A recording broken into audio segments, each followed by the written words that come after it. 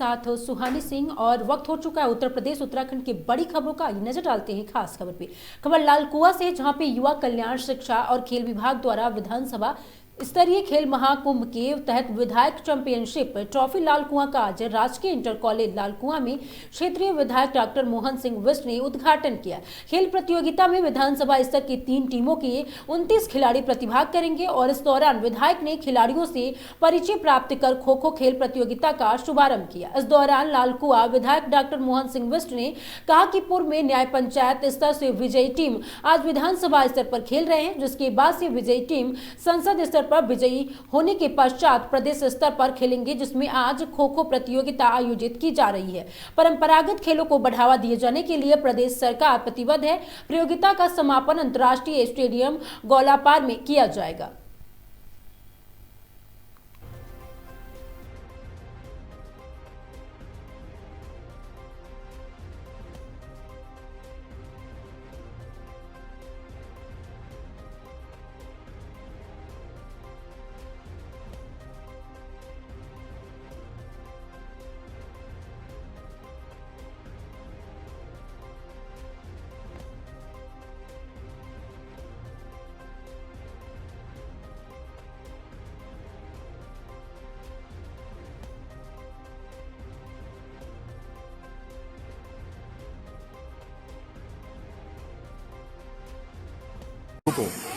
को जो है परंपरागत खेलों में आगे आना चाहते हैं, उनके लिए पहले न्याय पंचायत स्तर पर यह प्रतियोगिता हुई और वहाँ जो विजयी टीमें रही हैं वो आज विधानसभा स्तर पर यहाँ पर लालकुआं में खो खो प्रतियोगिता में प्रतिभाग कर रही हैं। इसके बाद संसदीय स्तर पर होना है, उसके बाद फिर प्रदेश स्तर पर कार्यक्रम होना है। तो उन खिलाड़ियों को आगे बढ़ाने के लिए परंपरागत खेलों में लोग आगे आएँ, उनके लिए हमारी सरकार का एक प्रयास है जिसमें विभिन्न प्रकार के पुरस्कार दिए जाते हैं। आज क्योंकि विधानसभा स्तर पर एक ही कार्यक्रम होना है, लेकिन मैंने कहा कि मेरी विधानसभा थोड़ा लंबी बड़ी है तो इसलिए 2 कार्यक्रम किए जाए, तो इसलिए एक कार्यक्रम आज खो खो प्रतियोगिता का लालकुआं नगर में आयोजित किया गया है। कल को बाकी की पिट्ठू और जो अन्य प्रतियोगिताएं हैं वो अंतर्राष्ट्रीय स्टेडियम गोलापार में होंगी। और मैं चाहूँगा कि आप खूब खेलें, खूब पढ़ें, क्योंकि जब खेलेगा युवा तो तभी आगे बढ़ेगा युवा। और ये जो खेल प्रतियोगिताएं हैं आज के युवाओं को जो है हर तरह से फिट रखने के लिए ये जो है हमारी विभिन्न तरह की प्रतियोगिताएं की जा रही हैं। ठीक है। नमस्कार, मैं क्षेत्रीय युवा कल्याण अधिकारी बोल रहा हूँ और ये विधानसभा स्तरीय प्रतियोगिता का आयोजन आज युवा कल्याण विभाग द्वारा किया जा रहा है। तो विधानसभा लालकुआं का हमने आज उद्घाटन किया जीएससी लालकुआं से। इसमें जो खेल है न्याय पंचायतें, जो 4 न्याय पंचायतें लालकुआं विधानसभा के अंदर आ रही हैं, उनकी टीम आई हुई है न्याय पंचायत स्तर से चयनित होकर। और 2 अलग से गेम जो है वॉलीबॉल और पिट्ठू, उनका वो डायरेक्ट विधानसभा स्तर पर गेम होने हैं, तो उनका आज हम पंजीकरण सत्यापन कर रहे हैं। कल से ये सभी जो बाकी गेम्स हैं खो खो को छोड़ के, खो खो आज यहाँ पर पूरा हो जाएगा। बाकी गेम्स हमारे गोलापार अंतर्राष्ट्रीय स्टेडियम में संपन्न होंगे। एक गुनीपुर जीवानंद नहीं, गुनीपुर नहीं, वो न्याय पंचायत क्षेत्र में 4 न्याय पंचायत जो हैं लालकुआं विधानसभा के अंदर, उसमें एक देवल चौड़ रहेगा, हरिपुर बच्ची, लाखन मंडी और कुंवरपुर, ये 4 न्याय पंचायत हैं। इनके बच्चे यहाँ पर वहाँ से चयनित टीम आई हुई है, तो वो उनका विधानसभा स्तर पर खेलेंगे। इसका 7 तारीख को अंतर्राष्ट्रीय स्टेडियम गोलापार। खबर सितारगंज से, जहां पे भीम आर्मी के जिला अध्यक्ष सत्येंद्र कुमार 2 वर्षों से लगातार 3 सूत्रीय मांगों को लेकर अनिश्चितकालीन धरने पर बैठे थे, जिसको लेकर प्रशासन के लिखित आश्वासन के बाद अब समाप्त हो गया है। जिसके बाद सोमवार को डॉक्टर को पैनल के विरोध नगर बता दें कि बारात घर में बैठाकर जहां पे ग्रामीणों की स्वास्थ्य संबंधित जांच हुई और मुफ्त दवाएं वितरित की गई। 3 सदस्यीय डॉक्टर के पैनल ने लगभग 100 मरीजों को उपचार कर मुफ्त दवाएं दी। वहीं आपको बता दें कि वीरेंद्र नगर चौराहे पर पुलिसकर्मियों भी तैनात कर दिए गए। ग्रामीण ने डॉक्टर का पैनल और पुलिसकर्मी बैठने पर हर्ष का माहौल है। वहीं ग्रामीणों ने भीम आर्मी के जिला अध्यक्ष सत्येंद्र कुमार और उनकी टीम और प्रशासन का धन्यवाद भी किया। आपको बता दें कि भीम आर्मी के जिला अध्यक्ष सत्येंद्र कुमार पिछले 2 वर्षों से नगर पालिका परिषद में ग्रामीण संघ अनिश्चितकालीन धरने पर बैठे थे। उनकी मांग थी कि ग्रामीण क्षेत्रों में 60 वर्षों से हो रहे लोगों को मालिकाना हक मिले। अपराध को रोकने के लिए पुलिस बीट चौकी और उपकेंद्र में डॉक्टरों की मांग की थी। शनिवार देर शाम तक प्रशासन के साथ वार्ता के बाद पुलिस टीम और सप्ताह में 2 दिन डॉक्टरों का पैनल प्रशासन के लिखित आश्वासन के बाद भीम आर्मी जिलाध्यक्ष सत्येंद्र कुमार राजी हो गए थे। जिसके बाद से आज सोमवार को डॉक्टर का पैनल और पुलिस कर्मी तैनात किए गए थे। अगोठा, वीरेंद्र नगर और लौका के ग्रामीण के स्वास्थ्य संबंधित लाभ मिल रहा है।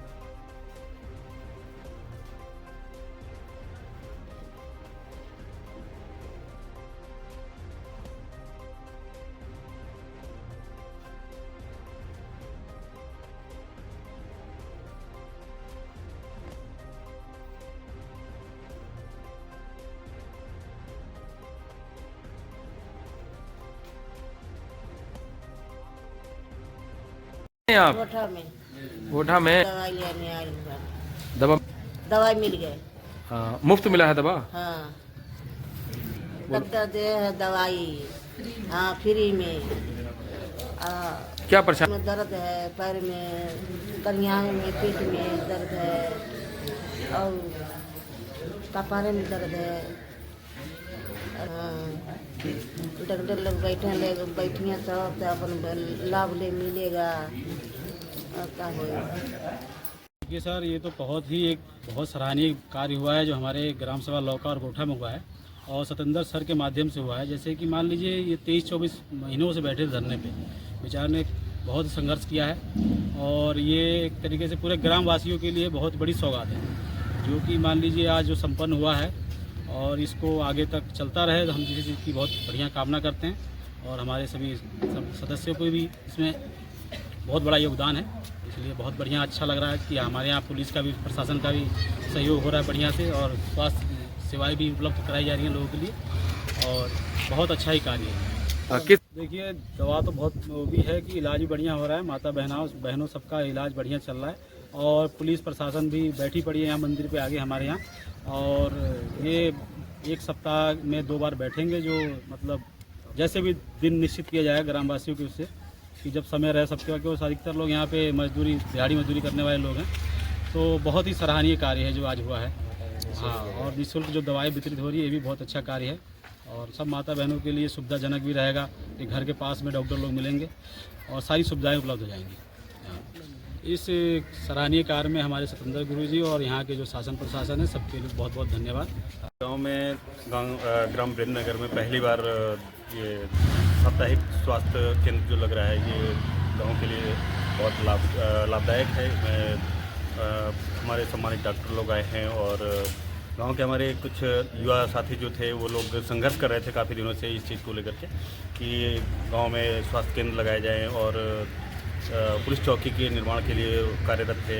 काफ़ी दिनों से संघर्ष कर रहे थे वो लोग, तो ये उनका बड़ा सराहनीय पहल रहा। उन लोगों का मैं गांव की तरफ से धन्यवाद अर्पित करता हूं और चाहूँगा कि सप्ताह में ये प्रत्येक सप्ताह में 2 दिन अगर या 1 दिन अगर इस तरह का कैंप लगता है तो हमारे गांव के लोगों को निश्चित रूप से इसका लाभ प्राप्त होगा और सिर्फ गांव ही नहीं बल्कि हमारी पूरी ग्राम सभा को इसका लाभ प्राप्त होगा। अभी हमारे यहाँ से मेरे स्वयं के यहाँ से अभी परिवार आया हुआ था और दवाई भी लेकर के गए। आसपास के लोग भी आए हैं। अभी काफ़ी लोग देख रहा हूँ कि मैं यहाँ पे आना जाना लगा ही रह रहा है। काफ़ी लोग आ रहे हैं, दवाइयाँ ले रहे हैं, अपने स्वास्थ्य की जाँच करा रहे हैं कि निराकरण होगा। उसके साथ ही सप्ताह में 2 दिन अगर कैंप लगता है तो कहीं भी किसी तरह की किसी भी गरीब समुदाय के पास अगर किसी तरह की कोई समस्या है तो उसके लिए वो बड़े अस्पताल या कहीं इधर उधर भागने की जरूरत नहीं पड़ेगी। यहाँ निश्चित रूप से उसका निराकरण हो सकेगा। तो दवाएं भी तुरंत हमें प्राप्त हो रही हैं निश्चित रूप से। यहाँ जो भी दवाएं अभी प्राप्त हुई किसी भी तरह का कोई चार्ज नहीं लिया गया है और निःशुल्क है वो सब कुछ। तो ये बहुत सराहनीय कदम है और इसके लिए मैं डॉक्टर्स की टीम को और साथ में उस युवा टीम को जिन्होंने ये संघर्ष किया उसको बहुत बहुत धन्यवाद अर्पित करता हूँ। आज पहले दिन लगा है ये? आज अभी ये आदेश शनिवार को आदेश हुआ था कि सप्ताह में 2 बार यहाँ पे कैंप लगाया जाएगा जो गोठा, लौका और वीरेंद्र नगर की जनता है इनकी स्वास्थ्य की जाँच के लिए। खबर हरिद्वार से है, जहां पे एपकदा के निजी होटल में लघु उद्योग भारती द्वारा उद्यमी समागम कार्यक्रम का भव्य आयोजन किया गया। इस कार्यक्रम का उद्देश्य लघु और मध्यम उद्योगों के अत्यधिक संगठित करना, उद्यमियों को नवीन नीतियों, अवसरों और चुनौतियों से अवगत कराना तथा आत्मनिर्भर भारत के संकल्प को सशक्त बनाना रहा। कार्यक्रम में पूर्व मुख्यमंत्री और हरिद्वार सांसद त्रिवेंद्र सिंह रावत मुख्य अतिथि रहे और समागम के दौरान उद्योग, व्यापार, स्टार्टअप, वित्त, तकनीकी और सरकारी योजनाओं से संबंधित विभिन्न विषयों पर विचार विमर्श किया गया। वह कहते कि सांसद त्रिवेंद्र सिंह रावत ने कहा कि लघु उद्योग अर्थव्यवस्था की रीढ़ है और रोजगार सृजन में महत्वपूर्ण। लघु उद्योग भारतीय उत्तराखंड का सबसे मजबूत संगठन है जो कि उद्यमियों को राष्ट्रीयता से जोड़ता है। अन्य संगठन केवल विचार करते हैं लेकिन यह राष्ट्र निर्माण के लिए काम कर रहा है। उद्यमियों में अनुभव साझा कर नेटवर्किंग पर जोर दिया। सरकारी योजनाओं और चुनौतियों पर चर्चा हुई। कार्यक्रम में लघु उद्योग को आत्मनिर्भर बनाने का संकल्प भी लिया गया।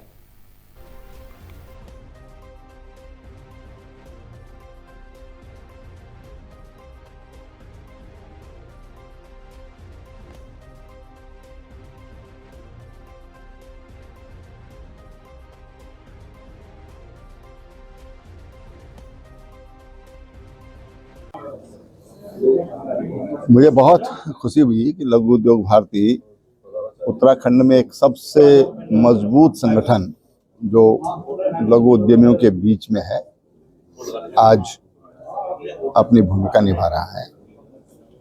और लघु उद्योग भारती जो अन्य संगठन है वो केवल अपना एकल विचार करते हैं उद्योगों के विकास को लेकर के, लेकिन लघु उद्योग भारती उद्योगों को राष्ट्रीयता से जोड़ने का काम करता है कि हम केवल अपने लिए नहीं, अपने राष्ट्र के लिए किस तरह से हमारी भूमिका हो सकती है उसको लेकर के ये संगठन काम कर रहा है।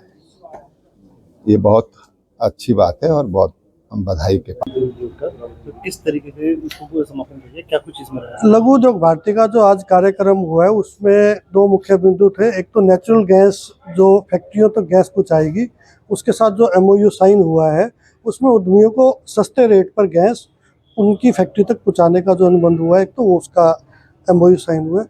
दूसरा, फरवरी माह में हम लोग एमटेक इंडिया फार्मा एग्जीबिशन करने जा रहे हैं, जो फरवरी में विकास भवन में हरिद्वार में आयोजित होगी।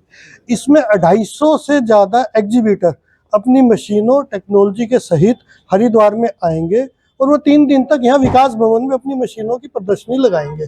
पूरा वातानुकूलित टेंट लगेगा, उसके अंदर ये राष्ट्रीय स्तर की प्रदर्शनी लगेगी।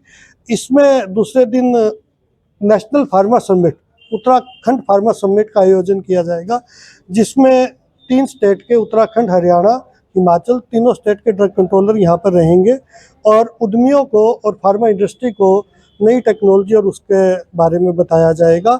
और तीसरे दिन इसमें हम लोग उद्यमी समान, जो लोग इंडस्ट्री में नए आए हैं और जिन्होंने इंडस्ट्री लगाकर उत्तराखंड के समान में काम करा है और उत्तराखंड की प्रगति में योगदान करा है, उन उद्यमियों को हम यहाँ पर सम्मान देंगे। ये 3 दिन का कार्यक्रम जो फरवरी का है, उसकी जो विवेचन पत्रिका का विमोचन आज माननीय सांसद जी द्वारा और विधायक जी द्वारा यहाँ पर किया गया।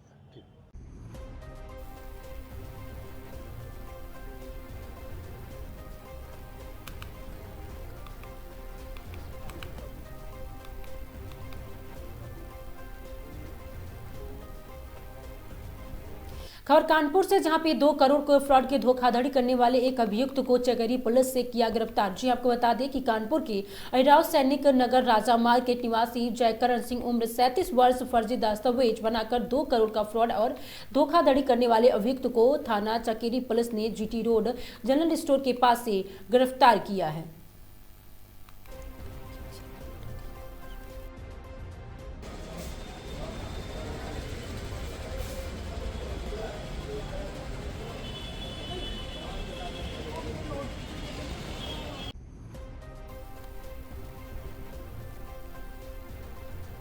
खबर कानपुर से, जहां पे चकेरी पुलिस ने आपको बता दें कि 20,000 के वांछित इनामिया को किया गिरफ्तार। आपको बता दें कि कानपुर थाना चकेरी पुलिस ने की ताबड़तोड़ कार्रवाई में 20,000 के वांछित चल रहे महेश द्विवेदी उर्फ धीरेन्द्र कुमार पुत्र भानु प्रकाश द्विवेदी निवासी आपको बता दें कि 21A 60 फीट रोड गोपाल नगर नियर महेंद्र पैलेस थाना आपको सेन पश्चिम पारा में 39 वर्ष इनामिया को चकेरी पुलिस ने किया गिरफ्तार।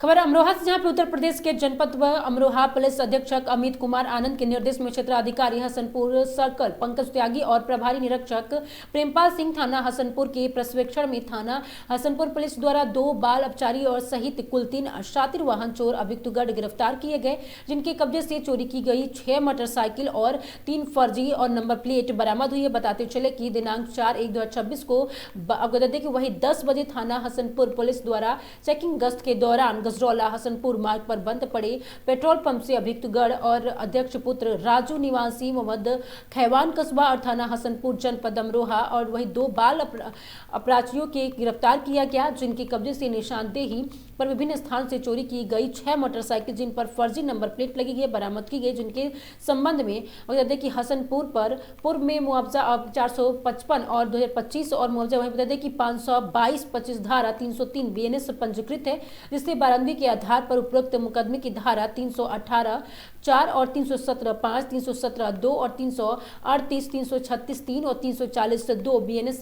की वृद्धि की गई। वही अभियुक्त गढ़ के माननीय न्यायालय के समक्ष प्रस्तुत किया गया। पूछताछ पर अभियुक्त गढ़ द्वारा बताया गया है कि आर्थिक लाभ लेने हेतु हम तीनों ने एक मोहम्मद शाह अमरोहा अड्डा हसनपुर की 5-6 महीने पहले चोरी की तथा मोटरसाइकिल स्प्लेंडर प्रो हमने तीनों के ग्रीन सिटी हसनपुर चोरी की गई थी तथा अन्य स्थानों से चोरी की गई थी, जिसे हमने नंबर प्लेट बदलकर काशीराम कॉलोनी हसनपुर के पास से बने एक खंड नुमा कमरे में छिपाकर रख दिए थे। गजरोला राजमार्ग पर बंद पड़े पेट्रोल पंप पर चेकिंग के दौरान 2 बाल अपचारी सहित कुल 3 शातिर वाहन चोरों को गिरफ्तार किया गया, जिनसे गहनता से पूछताछ की गई। उनके कब्जे से व निशानदेही से कुल 6 मोटरसाइकिलें बरामद हुई, जिन्हें उन्होंने जगह जगह से चोरी करना बताया है।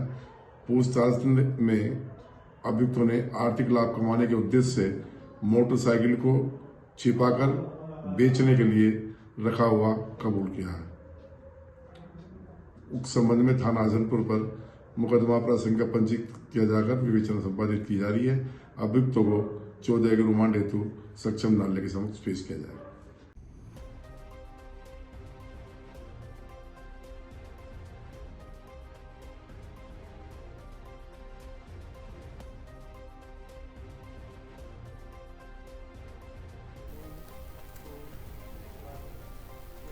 खबर शाहजहांपुर से है, जहां पे इस वक्त की बड़ी खबर सामने आ रही है। जी हां, कोतवाली पुलिस की बाइक चोरी के मामले में बड़ी सफलता मिली है। पुलिस ने 3 शातिर बाइक चोरों को गिरफ्तार करते हुए चोरी की 6 मोटरसाइकिलें बरामद की है। शाहजहांपुर के थाना कोतवाली पुलिस ने मुखबिर की सूचना पर डैम रोड स्थित ककरा पुलिस के पास कार्रवाई करते हुए 3 बाइक चोरों को गिरफ्तार किया है। पुलिस के अनुसार अभियुक्तों के कब्जे से चोर मोटरसाइकिल और की TVS बाइक और एक टूटी हुई मोटरसाइकिल बरामद की गई है।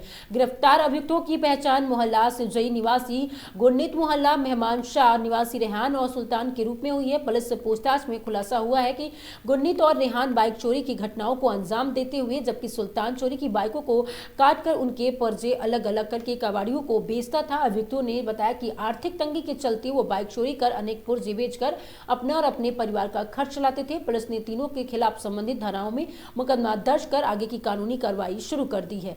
फिलहाल कोतवाली पुलिस ने इस कार्रवाई से बाइक चोरी की घटनाओं पर लगाम लगाने की उम्मीद जताई जा रही है।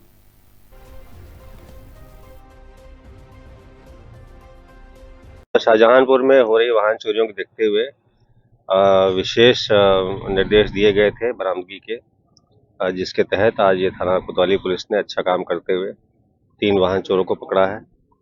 उनके पास से कई मोटरसाइकिल्स, एक मोपेड और इवन एक मोटरसाइकिल जिसके कुछ कलपुर्जे बेच दिए गए थे वो बरामद हुई है।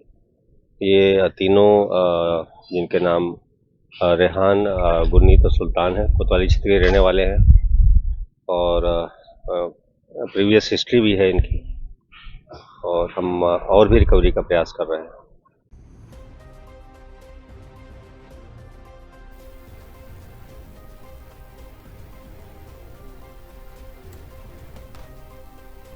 खबर सोनभद्र से, जहां पे सोनभद्र मेडिकल कॉलेज के कर्मचारियों का किया बहिष्कार। जी हां, 3 माह से वेतन न मिलने से नाराज 200 आउटसोर्सिंग कर्मचारी। वहीं आपको बता दें कि हड़ताल में lab technician, staff nurse, ward boy और पेशेंट हेल्पर सहित विभिन्न आउटसोर्सिंग कर्मचारी शामिल हुए।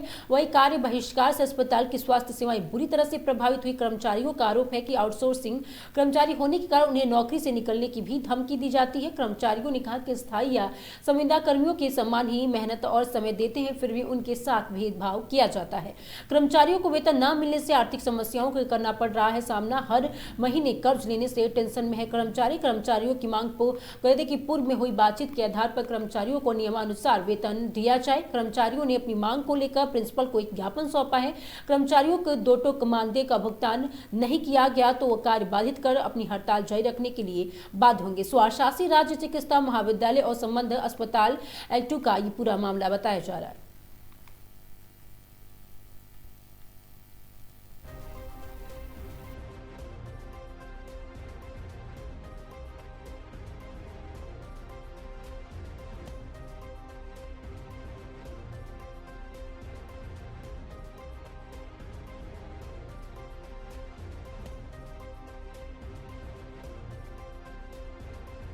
हमारा नाम सरस्वती है। पद पे हैं आप? स्टाफ नर्स के पद पे हैं। जी, क्या समस्या आ रही है? क्या समस्या ये आ रही है सर कि जो है वेतन सही समय पे आता नहीं है, काम तो पर डे करना है, फिर उसके बाद यही नहीं कि हम लोग हड़ताल कर दिए तो इस बार मिल गया, 2 महीने मिल गया, फिर नेक्स्ट वही जो है काम शुरू हो गया। ऐसा नहीं, एक बार करने का मतलब कि नियम बाई नियम हम लोग को सैलरी चाहिए।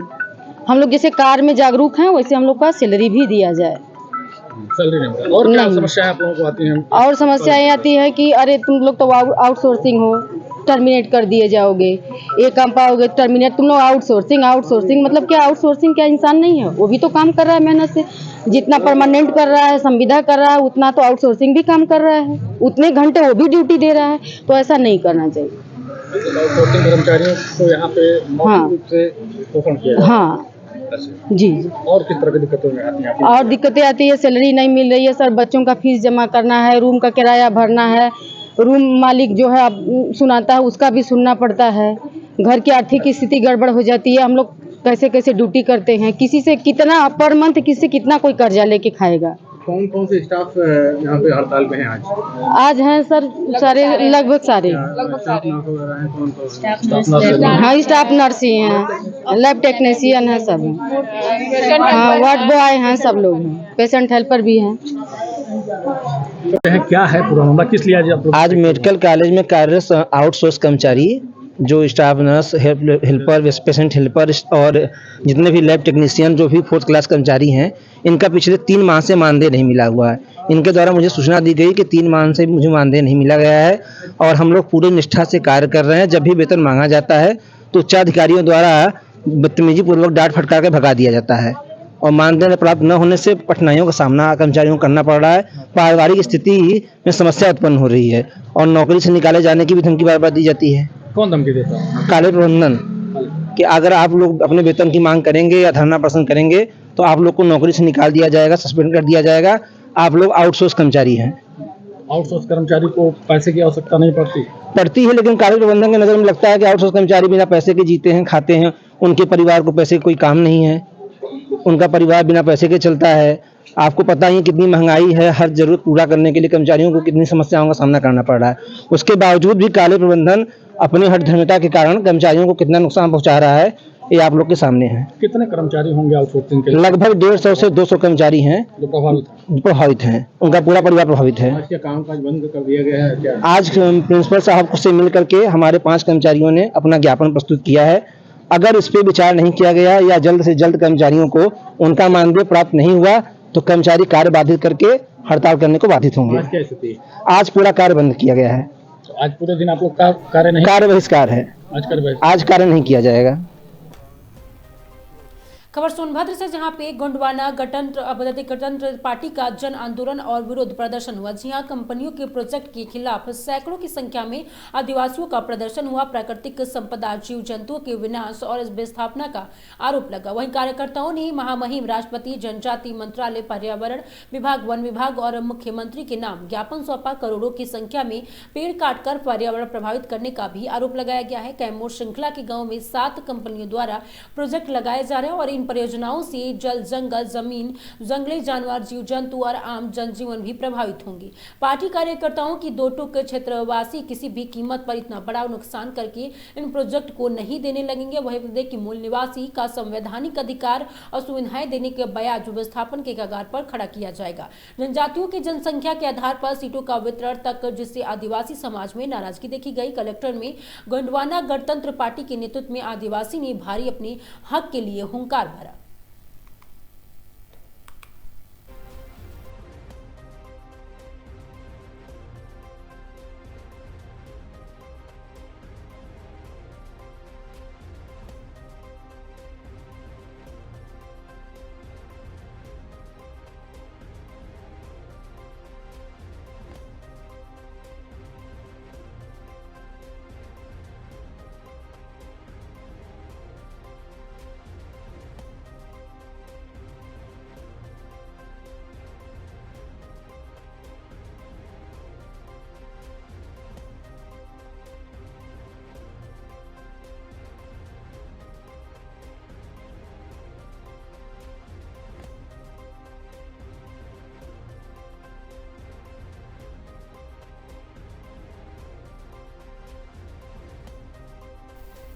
मांग, पहली बात कि आप सब लोगों को, मीडिया चैनल भाइयों को सादर सेवा जोहार।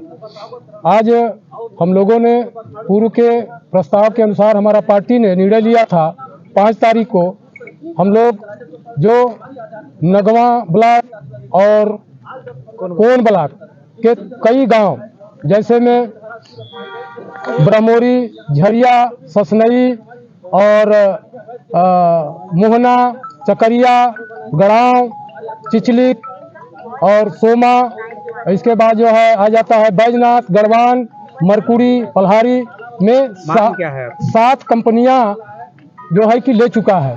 उसके विरोध में हम लोगों ने यहाँ जो है कि जिलाधिकारी के माध्यम से मांग किया है कि वह कंपनी उस क्षेत्र में जो गांव विस्थापन होना है विस्थापन न किया जाए, जो कि आज जो है तमाम से हमारे गांव उजड़े जाएंगे और पशु पक्षी, पेड़ पौधे काटे जाएंगे, पर्यावरण भी हमारे साथ जो है, जो हमको अन्न पानी जल देता है वह भी हमारे लिए खतरा है।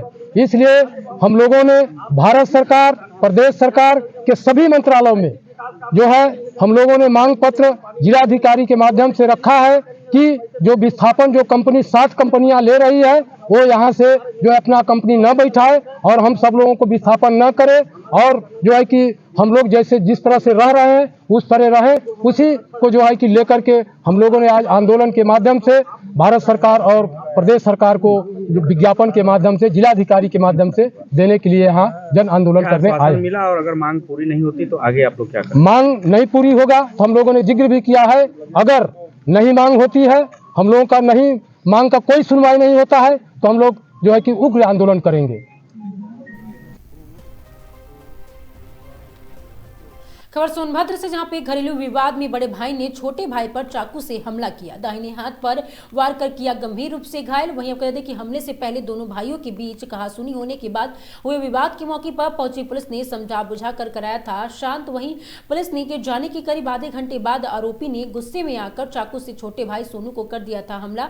सूचना मिलने पर डायल 112 पुलिस दोबारा मौके पहुंचकर घायल सोनू को CSC मयूरपुर में कराया था भर्ती। डॉक्टरों की देखरेख में घायल पीड़ित का किया गया इलाज। वहीं पुलिस ने आरोपी मोतीलाल को हिरासत में लेकर थाने भेज दिया। तहरीर के आधार पर आगे की कानूनी कार्रवाई की जा रही है। बता दें कि मयूरपुर थाना क्षेत्र के देवरी गांव में घरेलू विवाद का ये पूरा मामला बताया जा रहा है।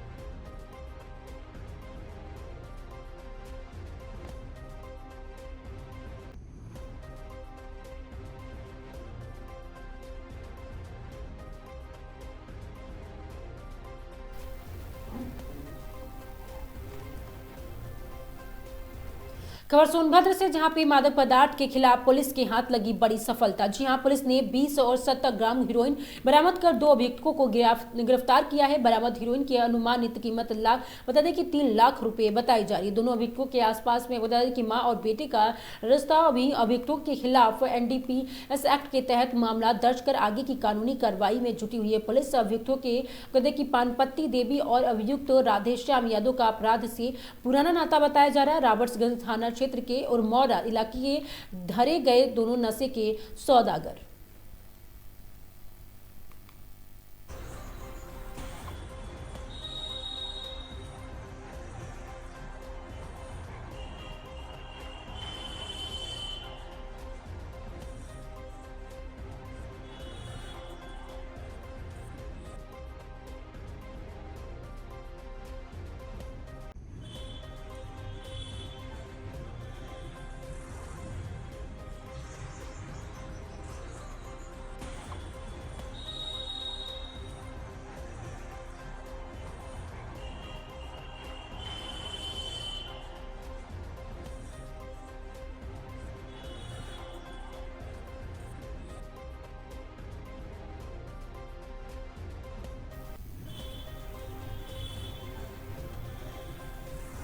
खबर सिद्धार्थनगर से, जहां पे दबंगों के हौसले बुलंद है। जी हां, देशी शराब की दुकान पर घुसकर चाकूबाजी की। जोगिया थाना क्षेत्र में कानून व्यवस्था पर एक बार फिर से गंभीर सवाल खड़े हो गए हैं। जोगिया पकड़ी मार्ग स्थित देशी शराब की दुकान पर आधा दर्जन से अधिक दबंगों ने घुसकर अनुज्ञापी पुत्र पर चाकू से जानलेवा हमला कर दिया। हमले में युवक के हाथ में चाकू आर पार हो गया, इससे वो गंभीर रूप से घायल हो गया है। प्रत्यक्षदर्शियों के अनुसार दबंग शराब लेने के बाद पैसे देने से इनकार कर रहे थे और इसी बात को लेकर कहासुनी हुई, जिसके बाद दबंगों ने दुकान में घुसकर चाकू से हमला कर दिया। घटना का पूरा दृश्य दुकान में लगी सीसीटीवी कैमरे में कैद हो गया, जिसका वीडियो अब सामने आया है। जी आपको बता दें कि प्रतिपक्ष ने जोगिया थाने में तहरीर देकर आरोपियों के खिलाफ सख्त कार्रवाई की मांग करते हुए न्याय की गुहार लगाई है। फिलहाल पुलिस मामले की जांच में जुटी हुई है, लेकिन दिन दहाड़े हुई इस वारदात ने इलाके में दहशत का माहौल पैदा कर दिया है।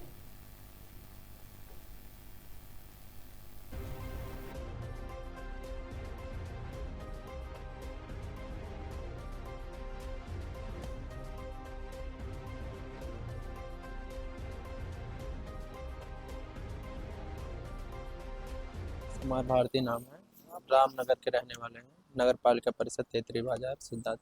आज जोगिया थाने पे आए हैं, क्या मामला है? यहाँ जोगिया में हमारी देसी शराब की दुकान है। हर रोज़ वहाँ हिसाब लेने आया करते हैं हम। कल दिनांक 4/1/2026 को रात 9 बजे मैं यहाँ पे था। 2 लोग आए हैं और मुनीब से फ्री में शराब मांग रहे थे और उसके बाद में शराब ना दिए तो गाली गलौज करने पे उतर आए। उसके बाद में मेरे ऊपर जानलेवा हमला किए और चाकू से मारे हैं, हाथ में आर पार हो गया। कौन वो लोग थे? अब ये तो नाम मैं उन लोग को पहचानता नहीं है। लोग बता रहे हैं, एक लोग का नाम दीपू शुक्ला है और एक का नाम है मोहन यादव। क्या चाहते क्या? और कई लोग और 3-4 लोग बाद में आके झगड़ा किए। क्यों झगड़ा कर रहे थे? बेवजह के मुनीब से फ्री में शराब लेना चाहते थे। हम एप्लीकेशन यहाँ पे दिए हैं और आगे कार्रवाई चाहते हैं।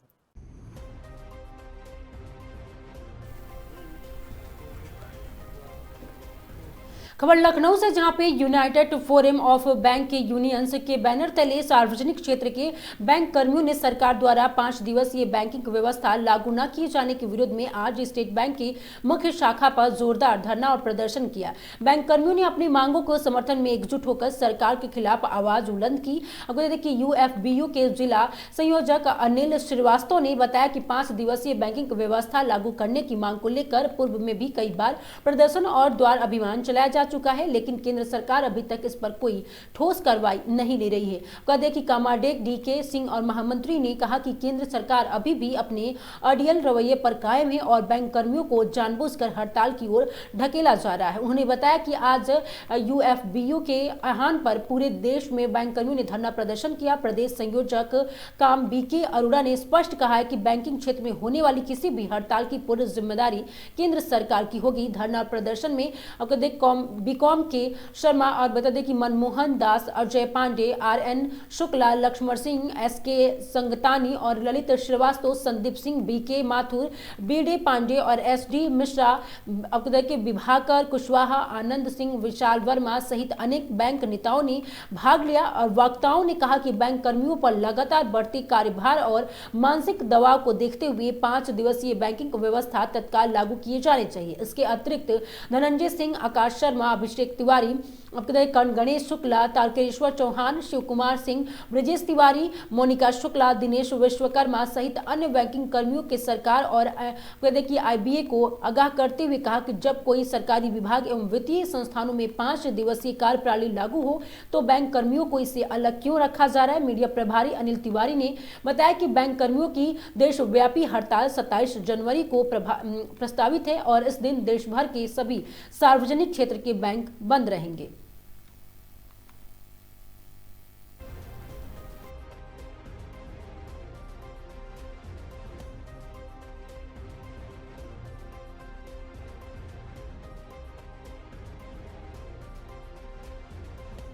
जी सर, क्या करेंगे धरने को लेकर? ये धरना हमारा एक लंबा आंदोलन चल रहा है जो 5 डे बैंकों को लेकर है। खासकर वर्क लाइफ बैलेंस जो बैंकर्स की स्थिति है आज की तारीख में, अगर आप देखिए 10 बजे हम लोग आते हैं और रात तक 7 बजे 8 बजे 9 बजे कोई टाइम नहीं है जाने का। और हमारा जो रेगुलेटर है आरबीआई, उसमें भी 5 डे बैंकिंग है, LIC है उसमें भी 5 डे बैंकिंग है, सेंट्रल गवर्नमेंट है उसमें भी 5 डे बैंकिंग है।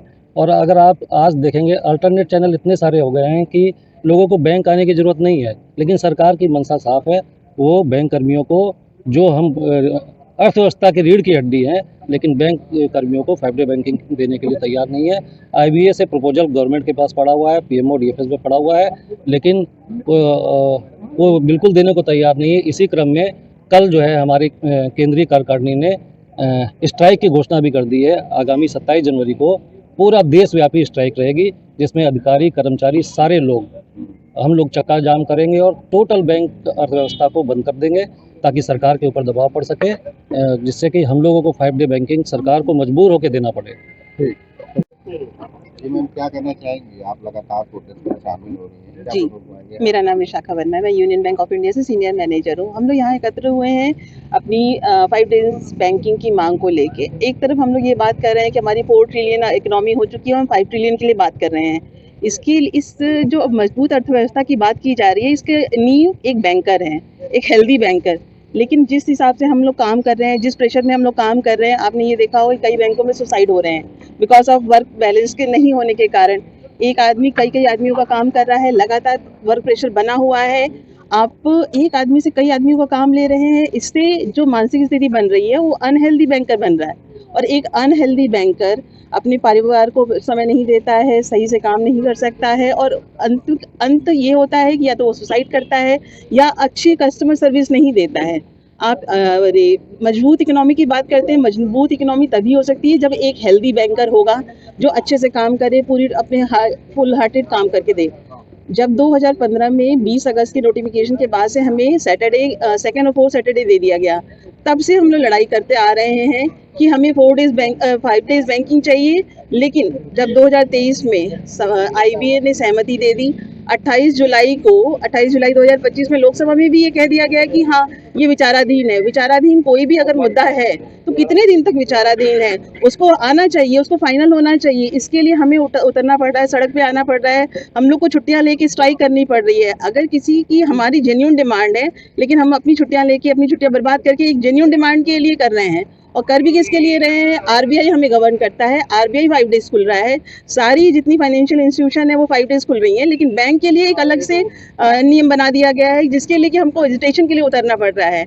इसी प्रोसेस में United forum of bank union के अंडर में 9 यूनियंस जितनी आती हैं, उन सभी के सारे कर्मचारी इस धरने में हैं, जिसके डिफरेंट स्टेज में आपने देखा भी होगा, आपने कवर भी किया है कि चीज़ें की जा रही हैं, जिसमें कि अब आने वाले दिन में 27 जनवरी को हम लोगों ने पूरी देशव्यापी हड़ताल को डिमांड किया है।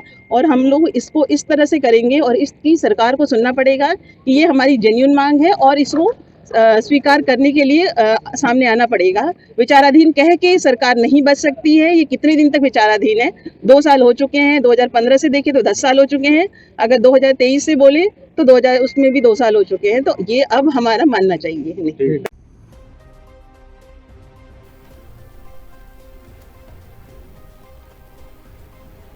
खबर सीतापुर से, जहां पे शातिर अंतर जनपदीय 6 बैटरी चोर गिरफ्तार हुए। जी हां, बैटरी चोर की 9 वारदात का हुआ खुलासा। अभियुक्तों के कब्जे से 90,000 कैश बरामद हुए हैं। 4 लाख की कीमत के 18 बैटरी सेल बरामद हुए हैं। बैटरी से निकला हुआ रागा चूरा भी बरामद हुआ है। बता दें कि 3 असलहे, कारतूस, 5 मोबाइल वाहन बरामद हुए हैं। कई इलाकों में हुई थी बैटरी चोरी की वारदात। SOG कमलापुर रामकोट पुलिस ने किया गिरफ्तारी। विधिक कार्रवाई कर अभियुक्तों के भेजा गया है जेल। जनपद के कमलापुर थाने की गोंड नदी पुल से हुई है गिरफ्तारी।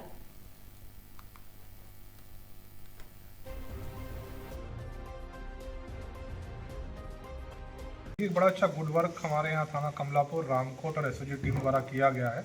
इसमें CO सिटी साहब के नेतृत्व में पूरी टीम ने काम किया, जिसमें 6 अभियुक्तों को अरेस्ट किया है, जो विभिन्न टावरों से, घरों से, ट्रकों से बैटरी चोरी करते थे। इनके पास से 18 बैटरी बरामद हुई हैं और 90,000 रुपये कैश बरामद हुआ। एक इनका छोटा हाथी वाहन बरामद हुआ जिसका इस्तेमाल करते थे ये। बाकी अवैध तमंचे और कारतूस बरामद हुए हैं। इन सभी के ऊपर हमारे यहाँ पे 9 मुकदमे खुले हैं। जो विभिन्न चोरी के मुकदमे हमारे यहाँ लिखे गए थे और जो तमंचे इनके पास से बरामद हुए उनके ऊपर मुकदमे लिखे गए हैं। बाकी इसके अलावा जब इनके आपराधिक इतिहास देखते हैं तो इसमें कई अभियुक्तों के ऊपर 7 मुकदमे हैं विभिन्न जिलों में, जैसे लखनऊ आसपास के जितने जिले हैं वहाँ मुकदमे हैं। और बड़ा अच्छा टीम का गुड वर्क इसमें रहा है। 25,000 का नाम भी मेरे द्वारा टीम को दिया जा रहा है। Thank you sir.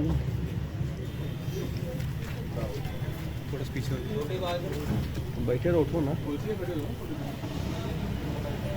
खबर एटा से, जहां पे पूर्व मुख्यमंत्री और राजस्थान के पूर्व राज्यपाल स्वर्गीय कल्याण सिंह की 94वीं जन्म जयंती के अवसर पर रक्तदान शिविर का आयोजन किया गया। वीरांगना अवंती बाई मेडिकल कॉलेज में कल्याण सिंह के समर्थकों ने संयुक्त रूप से ब्लड बैंक में लगाया शिविर।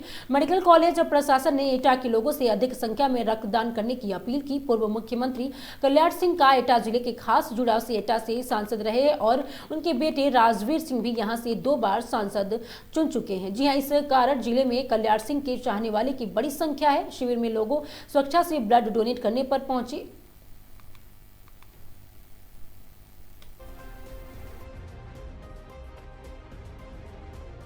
क्या नाम है आपका और आज आपने ब्लड डोनेट किया है तो किस वजह से किया है बताएं। ये माननीय हमारे उत्तर प्रदेश के पूर्व मुख्यमंत्री श्रीमान कल्याण सिंह बाबूजी और राजस्थान के पूर्व गवर्नर, हम सबके हिंदू हृदय सम्राट माननीय श्री सत्यदेव बाबूजी के 94वें जन्म जयंती के उपलक्ष्य में हम सभी युवा साथी एटा जनपद से ब्लड डोनेट का एक लक्ष्य रखा।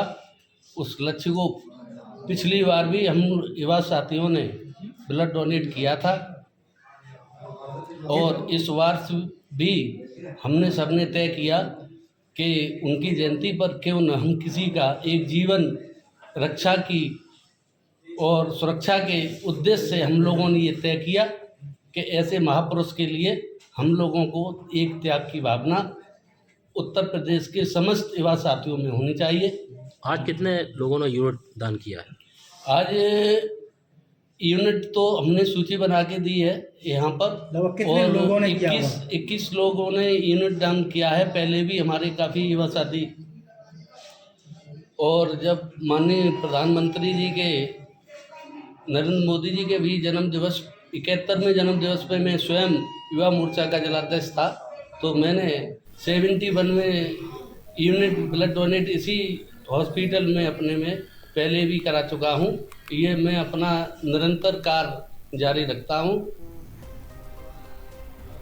खबर बदायूं से, जहां पे जनपद बदायूं में चाचा की मौत के बाद भतीजे ने फर्जी आईडी बनाकर चाची के अश्लील फोटो वायरल की और धमकी। चाची ने कोतवाली सदर और वरिष्ठ पुलिस अधीक्षक से न्याय की गुहार लगाई है। जनपद बदायूं के सदर कोतवाली क्षेत्र के एक मोहल्ले की रहने वाली महिला ने सदर कोतवाली और वरिष्ठ पुलिस अधीक्षक को शिकायती पत्र देकर अपने पति के भतीजे पर लगाए हैं गंभीर आरोप। महिला ने शिकायती पत्र में लिखा है कि उसकी काफी समय पहले शादी अल्लाहपुर थाना क्षेत्र के कस्बा ककराला में एक परिवार में हुई थी। इसके बाद किन्हीं कारणों की वजह से उसके पति की काफी समय पहले मौत हो गई थी। उसका भतीजा अमजद पुत्र रुस्तम निवासी वार्ड नंबर 18 कस्बा ककराला थाना अल्लाहपुर उसे एक तरफा प्यार करने लगा, मगर महिला ने उसके कोई घास भी नहीं डाली और इस बात से क्षुब्ध होकर कुछ दिन पहले महिला के घर पर आकर अफजल ने हमला बोल दिया और उसके लिए बुरी नीयत से पकड़ा और मारना पीटना भी शुरू कर दिया। बुरी तरह से मारा पीटा तो महिला ने परेशान होकर पुलिस को बुलाया। पुलिस ने उसके ऊपर कार्रवाई की, जिसका मुकदमा माननीय उच्च न्यायालय में विचाराधीन है। मुकदमे में फैसले का दबाव बनाते हुए अफजल ने महिला के कुछ फोटो और एआई ऐप से अश्लील बनाकर फर्जी आईडी महिला के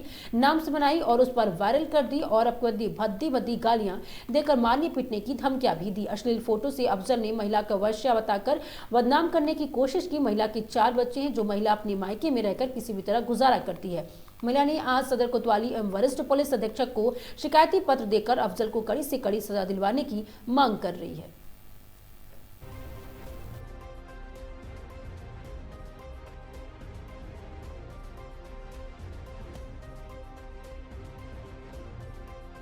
क्या नाम है आपका?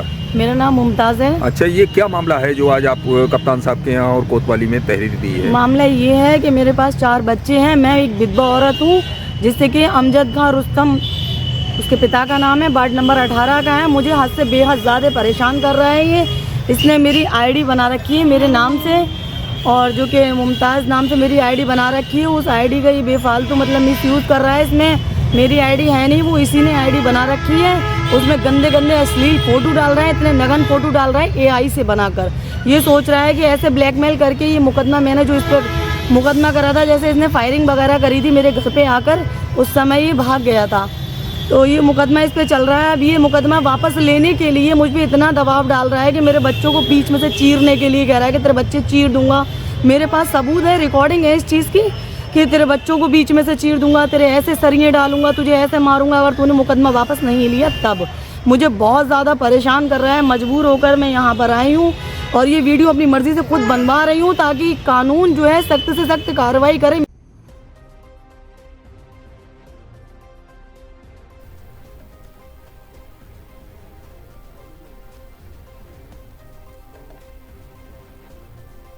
खबर उन्नाव से, जहां पे अब देखिए सुरक्षा से सूरज ने 4 दिसंबर को लव मैरिज की थी और 4 जनवरी को 1 मंथ एनिवर्सरी बनी, लेकिन सूरज उसमें शामिल नहीं हुआ। उन्नाव में शादी की 30 दिन बाद दुल्हन ने अपनी जान दे दी। रात में बता दें कि सबने मैरिज की 1 मंथ एनिवर्सरी मनाई और सुबह वह फंदे से लटकती हुई मिली। मृतका के भाई ने मुताबिक रविवार को दीदी की शादी की 1 मंथ एनिवर्सरी थी और जीजा को छुट्टी नहीं मिली थी और रात में करीब 3 बजे वह घर लौटे और वह सो चुकी थी और वो भी सो गए थे। सुबह करीब 5 बजे वह उठे तो देखा कि पत्नी बेड पर नहीं थी। तलाशते हुए बगल के कमरे में पहुंचे तो पत्नी दुपट्टे के फंदे से लटकते हुए मिली। मामला दही थाना क्षेत्र का बताया जा रहा है। बता दें कि मृतका की पहचान 24 वर्षीय सुरक्षा वरवंश के रूप में हुई है। उसकी शादी 4 दिसंबर को 26 वर्षीय सूरज सिंह से हुई थी। दोनों ने लव मैरिज की थी। सोशल मीडिया से प्यार हुआ था और फिर शादी की। पड़ोसियों ने बताया कि सुरक्षा से पिता मनोज वर्मा का कोरोना काल में निधन हो गया था। घर की जिम्मेदारी सुरक्षा पर ही थी। मोहल्ले में ही एक कॉस्मेटिक और रिचार्ज की दुकान उसकी थी और दुकान पर सुरक्षा ही बैठती थी और उसके करीब से बता दें घर से करीब 100 मीटर की दूरी पर श्याम नरेश सिंह का घर है। उनका बेटा सूरज सूट की फैक्ट्री में सुपरवाइजर है और सुरक्षा और सूरज एक दूसरे को काफी पहले से जानते थे। सोशल मीडिया पर कनेक्ट होने के बाद दोनों के बीच नजदीकियां बढ़ी। धीरे धीरे ये दोस्ती प्यार में बदल गई और घर वालों को जब दोनों को रिश्ते का पता चला तो दोनों परिवार इस रिश्ते के लिए राजी नहीं हो रहे थे। हालांकि बाद में दोनों ने अपने अपने परिवारों को मना लिया और बीते 4 दिसंबर को धूमधाम से दोनों शादी हुई। सुबह बेड पर सुरक्षा नहीं मिली तो पति ने उसे घर में उठने लगे और वह बंगले के राधे के कमरे में पंखे से लटक रही थी। सुरक्षा के भाई हनी ने बताया कि 4 जनवरी को बहन की सुरक्षा की शादी 1 महीने पूरे हुए थे। मैं बहन के घर केक और चॉकलेट लेकर गया और इस पर दीदी ने मुझे डांट लगाई, कहा कि इसकी कोई जरूरत नहीं थी। हालांकि मैं केक और चॉकलेट लेकर चला आया। दीदी और जीजा का इंतजार कर रही थी। रात के 3 बजे जीजा फैक्ट्री से काम करके लौटे और वो भी केक और पिज्जा लेके आए थे, लेकिन तब तक घर वाले सो गए थे। जीजा ने घर वालों को जगाया और केक और पिज्जा खाने के लिए सबसे कहा, लेकिन किसी ने नहीं खाया। पत्नी के बारे में पूछा तो घर वालों ने बताया कि वह सो रही है। इसके बाद जीजा कमरे में सोने चले गए। पत्नी बेड पर सो रही थी और सुबह 5 बजे अलार्म बजा तो सूरज की नींद खुली और सुरक्षा बेड पर नहीं थी। वह दूसरे ढूंढने लगे। बगल के कमरे में पहुंचे तो चीख पड़े। वहां दुपट्टे के फंदा बनाकर पंखे से लटक रही थी। घर वाले दौड़े और पहुंचे। पूरे घर में कोहराम मचा हुआ है। पुलिस बुलाई गई और सुरक्षा के घर वाले भी पहुंच गए हैं।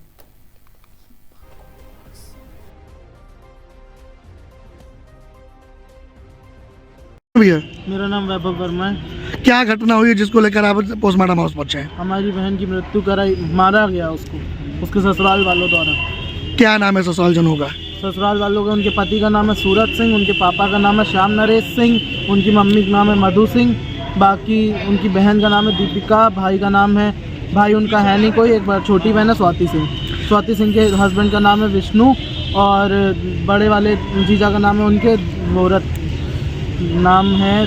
अच्छा, हत्या का आरोप कैसे लगा रहे हैं? आपकी हत्या कैसे बता सकते हैं आप? अरे वो हमें समझ में आ रही है ना। कैसे? उन लोग का कहना, उनका चेहरा नीला पड़ा है, वो लटकी पड़ी थी और वो कह रहे हैं कि इनने फांसी लगा ली है। ऐसे कोई फांसी कैसे लगा सकता है? आप ये बताइए, बगल के कमरे में आप सो रहे हैं, आपको सुनाई नहीं दे रहा है? आप साथ में सो रहे हैं, पैर उसके जमीन पे छू रहे हैं। हम आपको फोटो दिखा दें? तो पुलिस ने क्या बताया है? पुलिस कुछ नहीं कह रही है। पुलिस अपनी बस FIR दर्ज कर रही है, कोई और आगे कार्रवाई नहीं कर रही है। और हम ये चाहते हैं कि तुरंत इनको अरेस्ट करिए, इनसे बुलवाइए कि इनने मारा है उसको। कब शादी हुई थी आपकी दीदी की? 4 दिसंबर 2025 में। पुलिस से क्या सहायता चाहते हैं प्रशासन से आप? हम ये चाहते हैं कि इनके घर वालों को अरेस्ट करिए। कैसे मार सकते हैं किसी की बहन बेटी को? कल आपकी दीदी से कोई बातचीत हुई थी? हाँ हुई थी। कैसे किया? उसने हमसे बोला था कि आज हमारी शादी की सालगिरह का 1 महीना हुआ है और हम कुछ देना चाहते हैं, तो ये सामान ले आओ। फिर थोड़ी देर बाद फ़ोन करके मना कर दिया कि कुछ मत लाओ, अभी रहने दो, तुम दादी की तबीयत खराब है उनको देखो। फिर भी हम उसको एक कपकेक वगैरह देने गए थे।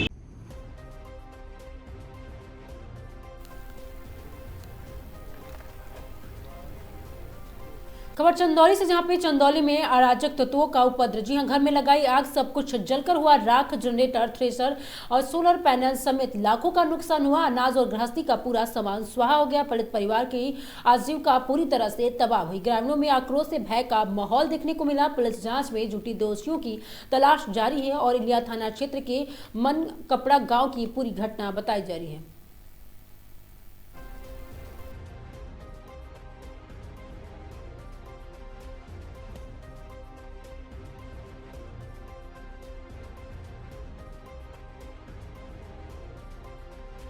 आप अपना नाम और परिचय बताइए। विद्या प्रकाश शर्मा। कहाँ के रहने वाले? मन कपड़ा। कौन सा थाना है? इलिया थाना। और यहाँ पे क्या हुआ था? सर रात में आग लगा दिया गया। किसके द्वारा? हमको सर पता नहीं है, अज्ञात लोगों के द्वारा। और आग कैसे बुझाया गया? दमकल द्वारा, फायर ब्रिगेड द्वारा, गांव के लोगों के द्वारा। गांव के सहयोग के द्वारा आग बुझाया गया। जी। और यहाँ पे आपका नुकसान क्या क्या हुआ था? सर 10 बोरा धान, जनरेटर और कृषि के यंत्र सब, पंप सेट वगैरह। कितने लागत का नुकसान गया? लगभग 50,000। 50,000 का नुकसान गया। और यहाँ पे इस घर में कितने लोग सोए थे रात को? सर रात में कोई नहीं सोया था। रात में ताला बंद था। ताला बंद था। जी। तो यहाँ पे आग जब लगा था तो आपको कैसे पता चला कि हमारे घर पे आग लग गया? पड़ोसी फोन किए सर, उस पार मुर्गा फार्म वाले कपिल मौर्य फोन किए हमको। उनके द्वारा पता चला कि आग लग गया है। तब वहाँ से आप भागते आए तो किसको फ़ोन किए? सर 112 नंबर पर फ़ोन किए, फायर ब्रिगेड को फ़ोन। और यहाँ पे मौके पे पहुँचे कोई अधिकारी अभी तक आया? सर नहीं, वही 100 नंबर वाले पुलिस आए थे। बस 100 नंबर के ही प्रशासन आए थे। और कोई एसडीएम वगैरह तहसीलदार कोई आया था यहाँ पे? जी नहीं, अभी तक कोई नहीं आया। जी नहीं। तो आप क्या चाहते हैं इस पे? चाहते हैं सर कि कुछ हमको सहयोग मिल जाता शासन से। शासन प्रशासन द्वारा आपकी कुछ सहयोग जी सुनिश्चित कराया जाए। पुनः इसका निर्माण कर लेते हम।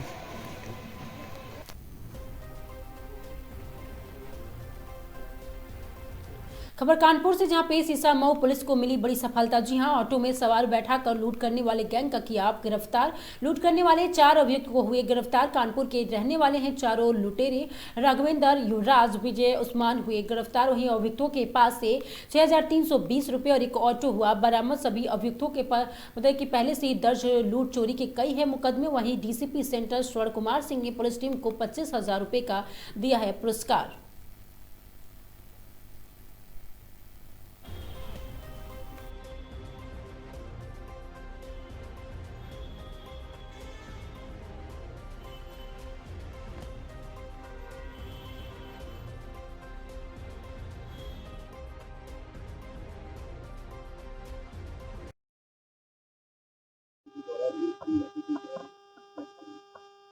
देखिए, ये जो पीड़ित हैं वो बेसिकली नेपाल के रहने वाले, अहमदाबाद गुजरात से आए और यहाँ पे जब ये बस चेंज करने जा रहे थे तो इन्होंने ऑटो किया और ऑटो में बैठे तो ये जो 4 एक्यूज पकड़े गए हैं जिनके मुकदमे दिए साफिर भी, उनको ले गए पीछे, मारा पीटा और उससे 11,500 रुपये।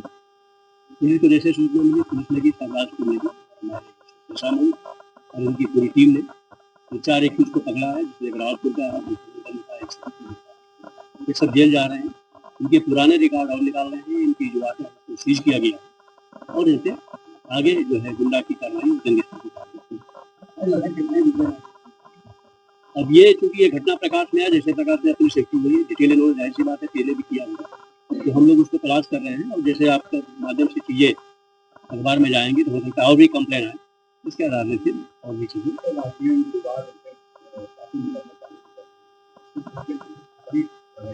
इसमें गुंडा और गैंगस्टर के लिए का रिवार्ड भी दिया और चूंकि साथी रहे और एक प्रोफेसर अभी बीच में उन्होंने आगे खुला था, ये नया गैंग गुंडा है, इस पर भी हम लोग कार्रवाई किए हैं और आगे भी। खबर कानपुर से, जहां पे एमएसएमई भारत की अर्थव्यवस्था को मजबूत आधार मिला है। जी हम कह रहे थे कि सूक्ष्म लघु और मध्यम उद्योग के एमएसएमई के आज भारतीय अर्थव्यवस्था का दूसरा मजबूत इंजन बन चुका है। और ये बात सांसद रमेश अवस्थी ने होटल लैंडमार्क में आयोजित प्रेस वार्ता के दौरान कही। उन्होंने बताया कि वित्तीय वर्ष 2025 और 26 में एमएसएमई के क्षेत्र में देश के कुल जीडीपी में लगभग 30% का योगदान दे रहा है। करीब 28 करोड़ लोगों को प्रत्यक्ष और अप्रत्यक्ष रूप से रोजगार प्रदान कर रहा है। सांसद ने प्रधानमंत्री नरेंद्र मोदी के नेतृत्व में केंद्र सरकार की नीतियों की सराहना करते हुए कहा कि एमएसएमई इकाइयों को आईपीओ और पूंजी बाजार के जरिए निवेश के नए अवसर मिल रहे हैं, जिससे उद्योग की वित्तीय स्थिति मजबूत हो रही है। उन्होंने कहा कि कानपुर ऐतिहासिक रूप से एमएसएमई का बड़ा केंद्र रहा है। उन्होंने जानकारी दी है कि 7 जनवरी को होटल लैंडमार्क कानपुर में एमएसएमई सेमिनार आयोजित किया जाएगा, जिसमें उद्यमियों के निवेश और विकास के नए अवसर को जानकारी दी जाएगी। और ये सेमिनार कानपुर में औद्योगिक विकास को नई दिशा देगा।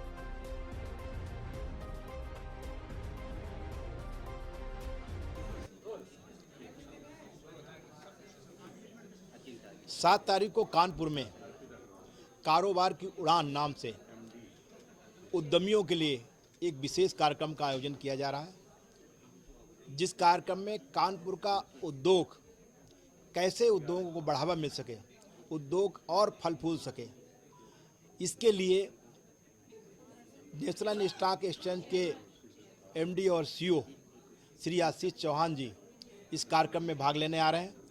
कानपुर के लघु और मध्यम उद्यमियों को कैसे आईपीओ मिले, इसके लिए एक सार्थक चर्चा होगी। और ये कार्यक्रम उत्तर प्रदेश में पहली बार कानपुर में हो रहा है, तो एक बहुत ही अच्छा कार्यक्रम है, जिसमें उद्यमियों को अपने कारोबार से संबंधित एक मंच मिल रहा है। वो अपने कारोबार को कैसे राष्ट्रीय और अंतर्राष्ट्रीय स्तर पर स्थापित कर सकें और अपने कारोबार के लिए जो आर्थिक संसाधनों की ज़रूरत है वो आईपीओ के माध्यम से कैसे प्राप्त कर सकें, उस पर एक चर्चा होगी। खबर मुरादाबाद से है, जहां पे समाजवादी पार्टी के सांसद रुचि वीरा ने प्रदेश और केंद्र सरकार पर युवाओं और आम जनता और बुनियादी सेवाओं को लेकर गंभीर आरोप लगाए। उन्होंने कहा है कि माननीय मुख्यमंत्री ने युवाओं से वादा किया था कि भर्ती में वयु सीमा 18 से 21 वर्ष की बढ़ाकर 25 वर्ष की जाएगी, और यह वादा एक बार नहीं बल्कि 2 बार किया गया, लेकिन अब सरकार अपने ही वायदे से मुकर रही है। रुचि वीरा ने कहा कि लाखों युवा के कई वर्षों से पुलिस और अन्य भर्तियों की तैयारी कर रहे थे। लंबे समय बाद जब भर्तियां निकली तब आयु सीमा नहीं बढ़ाई गई है, जिससे 21 से 24 वर्ष की उम्र के युवाओं के साथ घोर अन्याय हुआ है। ये सरकार द्वारा बता दें कि युवाओं के साथ किया गया बहुत बड़ा धोखा है। उन्हें आरोप लगाया कि चुनाव में भाजपा के इशारे पर ऐसे उम्मीदवार खड़े किए जाते हैं जो कि गठबंधन के प्रत्याशियों के वोट काटते हैं। टिकट और बयान पर वह कि सब भाजपा के कहने पर दिए जाते हैं। उन्होंने कहा कि समाजवादी पार्टी लगातार छात्रों, किसानों, महिलाओं, गरीब और कमजोर वर्ग की आवाज उठा रही है और आगे ये लड़ाई भी जारी रहेगी। सांसद ने सेना भर्ती में 25% वायदे पर भी सवाल उठाते हुए कहा कि इस वायदे से बचने के लिए इतिहास में पहली बार ऐसे क्लॉज लगाए गए जिनसे योग्य लोग आवेदन नहीं कर पाए। उनका कहना था कि सरकार युवाओं को रोजगार नहीं देना चाहती और लगातार छल कर रही है। स्वच्छ जल और स्वच्छ हवा के मुद्दे पर भी सरकार को घेरते हुए रुचि वीरा ने कहा कि गंदा पानी पीने से हजारों लोगों की मौत की खबरें सामने आ रही हैं। स्वच्छ जल मिशन और हर घर नल जल योजना पूरी तरह से विफल रही। कई जिलों में 10% विद्युत की टंकियां भी नहीं पूरी हुई है। दिल्ली और एनसीआर समेत कई शहरों में प्रदूषण और गंदे पानी से लोगों का जीना दुभर हो गया है। सरकार बुनियादी सुविधाएं देने से पूरी तरह से नाकाम साबित हुई है। आजम परिवार से जुड़ी चर्चाओं पर उन्होंने कहा कि निजी समारोह में उसने बुलाया गया और ये अहम नहीं है, लेकिन जिन लोगों ने समाजवादी पार्टी के खिलाफ भूमिका निभाई उन्हें बुलाना यह दर्शाता है कि पर्दे के पीछे क्या भूमिका रही है। अंत में रुचि वीरा ने कहा कि सरकार हर मोर्चे पर विफल है और आने वाली 2027 के चुनाव में इसका जवाब जनता देगी।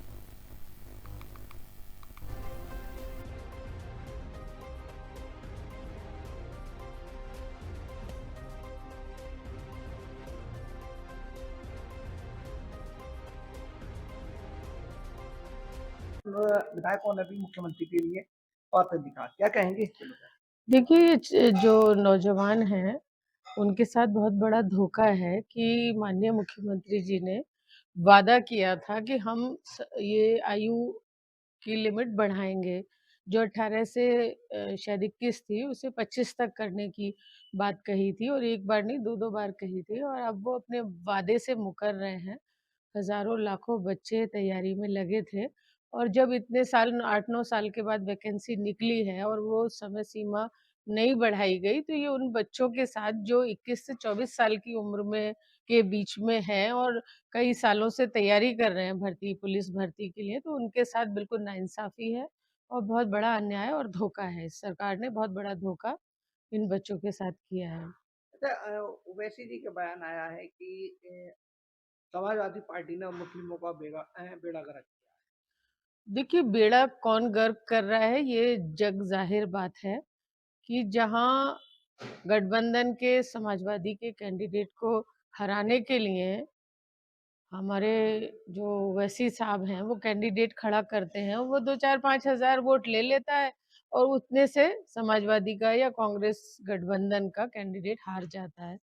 और किसके कहने पे होता है ये? कौन किसके कहने से, भाजपा के कहने से टिकट दिए जा रहे हैं, भाजपा के कहने पर बयान दिए जा रहे हैं, तो सब जानते हैं ये कौन ज़िम्मेदार है और कौन बेड़ा गर्क कर रहा है। समाजवादी पार्टी छात्रों की, किसानों की, महिलाओं की, गरीबों की, कमज़ोरों की आवाज़ उठा रही है, लड़ाई लड़ रही है और आगे भी लड़ती रहेगी और आने वाले 27 में इसके बहुत नतीजे भी आएँगे और ये समाजवादी पार्टी की सरकार बनेगी, अखिलेश यादव जी मुख्यमंत्री बनेंगे। सांसद जी, अग्निवीर योजना का पहले 5 साल पूरे होने वाले हैं। उसमें कुछ लोगों को परमानेंट करने की बात कही गई थी 25%, लेकिन इसमें एक शादी को लेकर एक जो है बात सामने आई है कि जो शादी करेगा उसको इसका लाभ नहीं मिलेगा। क्या कुछ कहेंगे इस पर?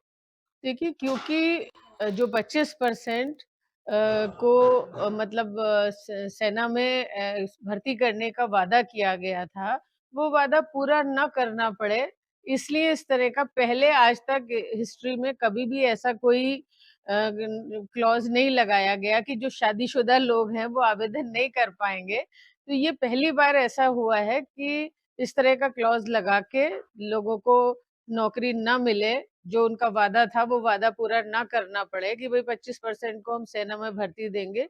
ये सिर्फ़ इसलिए किया गया है, ये मैं बार-बार कहती हूँ कि ये सरकार भारतीय जनता पार्टी, उत्तर प्रदेश की सरकार बराबर जो नौजवान हैं उनको रोज़गार देना नहीं चाहती, उनको नौकरी देना नहीं चाहती स्थायी और उनके साथ निरंतर छल करने का काम कर रही है ये सरकार।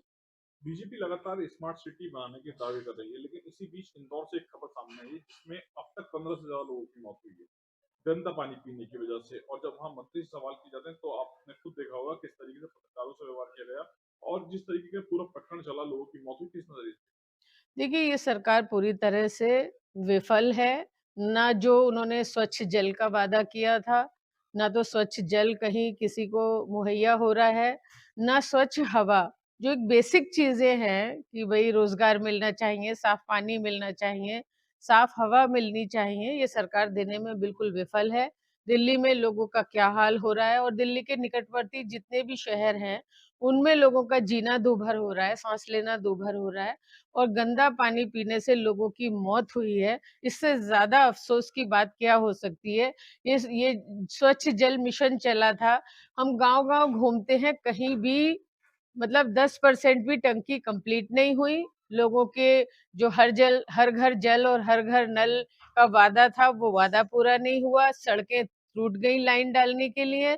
पता नहीं क्या स्वार्थ था इसमें कि किसको ठेका दिया गया था कि ये पूरा ही नहीं हुआ कहीं भी और आधी-अधूरी आप लोग भी सर्वे कर सकते हैं कि जनपद में शायद 10% भी टंकी कंप्लीट नहीं हुई। तो ये सरकार हर फील्ड में, हर जगह पे नाकामयाब है। जब स्वच्छ जल और स्वच्छ हवा नहीं दे सकते तो और क्या देंगे? तो मतलब पूर्व सांसद हैं डॉक्टर एस सी हसन, अगर बात करें आजम परिवार से बहुत करीबी थी, लेकिन इस वक्त काफी दूरियां चल रही हैं। परिवार में शादी हुई है।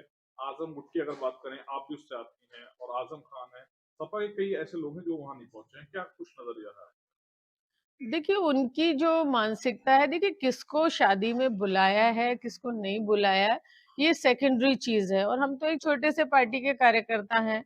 हमें उनका निजी फंक्शन था, पारिवारिक फंक्शन था, वो किसको बुलाएँ, ना बुलाएँ, उससे वो मैटर नहीं करता। मैटर ये करता है कि वो भारतीय जनता पार्टी के लोगों को बुला रहे हैं, वो आज़म खां साहब को थैंकलेस कह रहे हैं। जिन आज़म खां साहब की वजह से उन्हें मेयर का टिकट मिला, वो मेयर बने, उन्हें 2-2 बार सांसद का टिकट मिला, किसी का टिकट कटवा के उनको टिकट मिला और वो सांसद बने और थैंकलेस कौन है, ये अपने गिरेबान में झाँक के देखना चाहिए।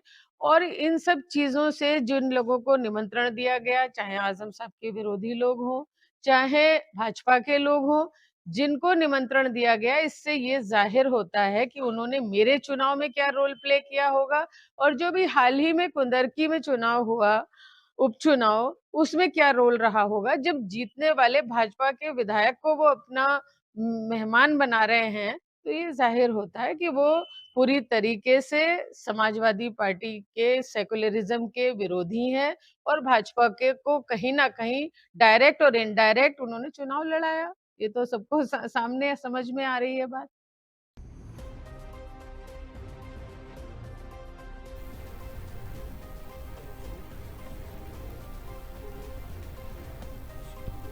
खबर कानपुर से है, जहां पे अब बता दें कानपुर में ट्रेनों में हो रही चोरी की घटनाओं की रोकथाम, अपराध और अपराधियों के नियंत्रण। जी हां, कानपुर अनावरण हेतु शेष अभियानों के निस्तारण हेतु जीआरपी थाना प्रभारी ओम नारायण सिंह के कुशल नेतृत्व में कानपुर सेंट्रल रेलवे स्टेशन और हैरिसगंज पुल में 50 से 60 कदम की दूरी पर रेलवे पटरी के किनारे जूहीयार्ड की तरफ जाने वाले पैदल रास्ते पर स्ट्रीट लाइट के खंभे के पास चेकिंग के दौरान 2 शातिर अभियुक्त आशुक खान और पुत्र पप्पू उर्फ इकबाल अहमद शिवम निषाद को आवश्यक बल प्रयोग कर गिरफ्तार किया गया। अभियुक्तगण द्वारा पूछताछ में बताया गया कि स्टेशन के आउटर पर लोग छिपकर ट्रेनों के धीमे होने पर खिड़की तथा दरवाजे के नजदीकी के यात्रियों के सामान को टारगेट कर चोरी छिनौती करते हुए अभियुक्तों के कब्जे से बता दें कि 2 अदद चोरी के मोबाइल अभियोग से संबंधित बरामद हुए, जिसकी अनुमानित कीमत करीब 1,10,000 रुपए बताया जा रहा है। अभियुक्तगण के विरुद्ध आवश्यक विधिक कार्रवाई भी की जा रही है।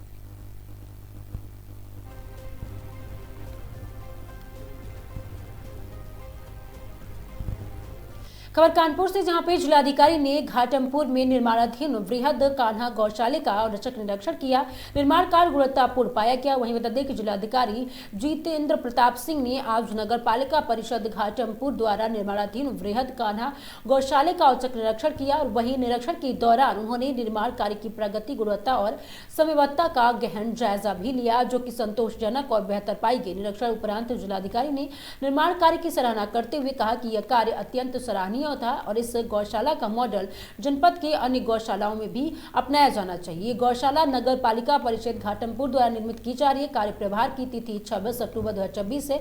परियोजना की कुल लागत लगभग 1,077.28 लाख रुपए बताया जा रहा है। गौशाला में लगभग 500 निष्कासित और आवारा पशुओं की संरक्षण की भी क्षमता बताई जा रही है। जिलाधिकारी ने कहा कि आवारा पशुओं की समस्या के समाधान हेतु गौशाला का निर्माण शासन की एक महत्वपूर्ण नीति है। कानपुर नगर के दूरस्थ क्षेत्र में घाटमपुर में इस गौशाला के निर्माण से नगरीय क्षेत्र के साथ साथ आसपास के ग्रामीण क्षेत्रों के किसानों को भी आवारा पशुओं से होने वाली समस्या से राहत मिलेगी। उन्होंने अधिशासी अधिकारी नगर पालिका परिषद घाटमपुर को निर्देशित किया कि 26 जनवरी तक गौशाला का संचालन प्रारंभ करना सुनिश्चित किया जाए।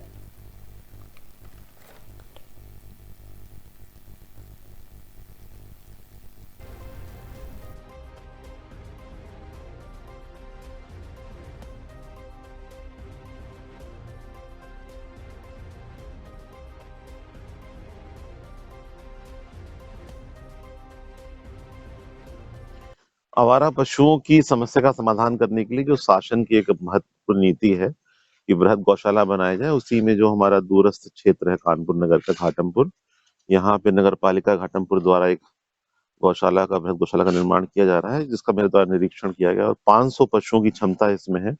गुणवत्ता जो प्रथम दृष्टया देखा गया संतोषजनक है। पीडब्ल्यूडी के अधिकारियों ने बताया है कि जो इसकी क्वालिटी है वो अच्छी है और हमारा जो मुख्य लक्ष्य होगा कि इस गौशाला को पूर्ण कराकर जनवरी माह के अंत तक हम इसको इस्तेमाल में ले आएं, ताकि जो क्षेत्र में नगरीय क्षेत्र में या आसपास के ग्रामीण क्षेत्रों में भी जो आवारा पशु की समस्या है उससे हम किसानों को राहत दिला सकें और माननीय मुख्यमंत्री जी के जो निर्देश हैं कि कोई भी आवारा पशु वहां ना रहे और पशुओं को प्रॉपर सुरक्षा भी मिले, प्रॉपर उनको भोजन पानी भी मिले, उसके लिए ये गौशाला जो घाटमपुर की है ये हमारी काफी महत्वपूर्ण गौशाला होगी।